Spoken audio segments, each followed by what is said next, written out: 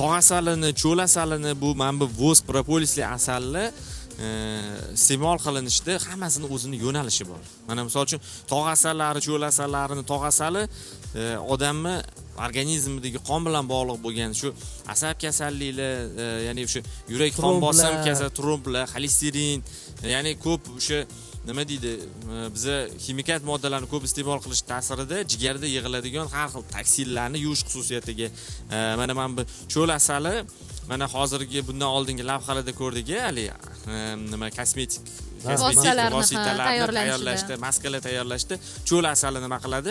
Men bitta narsani to'xtalib kuzatib o'tirdim, bitta narsani to'xtalib o'tish xohlardim. Shu iloji boricha shu maskalarga tanlayotganda ham mana shu asalli turiga e'tibor bersa ayollarimiz o'sha ya'ni asalda shu mana cho'l asali, oqro'y asalida tarkibida juda ham kam gulchang bo'ladi.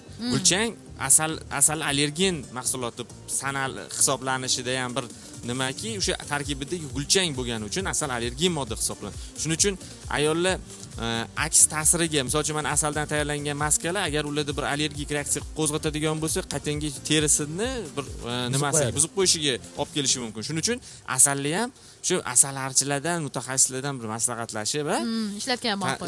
Ishlatsa, ana o'sha maskalarga ishlatiladigan bo'lsa, bu nima deydi, nur ustiga alo nur bo'ladi.